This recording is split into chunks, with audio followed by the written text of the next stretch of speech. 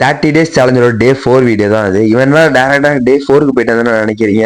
டே 3ல என்னால சுத்தமா முடியல. ஏன்னா தலைவலி சளி பிடிச்சிக்கிட்டு ஏன்னு பாத்தீங்கன்னா அந்த ஐஸ் தேய்ச்சதுனால அதோட வேலையை கரெக்டா காமிச்சிட்டு. ஸோ அப்புறம் பாத்தீங்கன்னா காலையில இருந்து பீட்ரூட் ஜூஸ் குடிச்சு பிரேக்ஃபாஸ்ட் முடிச்சுட்டு காலேஜ் கிளம்பிட்டேன். நீங்க மலையில நனைஞ்சிட்டு தான் போனா அது ரிசல்ட் எனக்கு நைட்டு தான் தெரியும். அப்புறம் பாத்தீங்கன்னா வீட்டுக்கு வந்து பார்த்தீங்கன்னா கண்டென்சர் மைக் பார்த்துட்டு இருந்தேன் ஆன்லைன்ல. ஏன்னா நம்ம ஷார்ட் ஃபிலிம் பண்ற மாதிரி அது கண்டிப்பா தேவைப்படும். அதுக்கப்புறமா பாத்தீங்கன்னா இந்த 2025ல என்னோட ரிசல்யூஷன் எடுத்துக்கிட்டா என்னோட பேஷனுக்காக நான் அதிகமா உழைக்கணும். அப்படி என்னடா அவன் பேஷன் கேட்டீங்கன்னா நான் ஒரு நல்ல ஆக்டரா ஆகணும். ஸோ சும்மா நான் வாய் வார்த்தைக்காக நான் சொல்லல. ஸோ நம்மளுக்கு ஒரு விஷயம் வருதுன்னா நம்ம கண்டிப்பா பண்ணலாம், தப்பே கிடையாது. ஸோ நான் நிச்சயமா ஆக்டராகவும் எனக்கு நம்பிக்கை இருக்கு. நான் ஆக்ட் பண்ணதை பார்த்துட்டு எல்லாருமே நல்லா அப்ரோச் தான் பண்ணாங்க. நான் ஒரு வாய்ஸ் மெசேஜ் ப்ளே பண்றேன், அதை நீங்களே கேளுங்க. அப்புறம் வந்துட்டு உன்னோட லாஸ்ட் எபிசோட் பார்க்கும்போது எனக்கு லைட்டாக அப்படியே கண்ணெல்லாம் கலங்கிடுச்சு.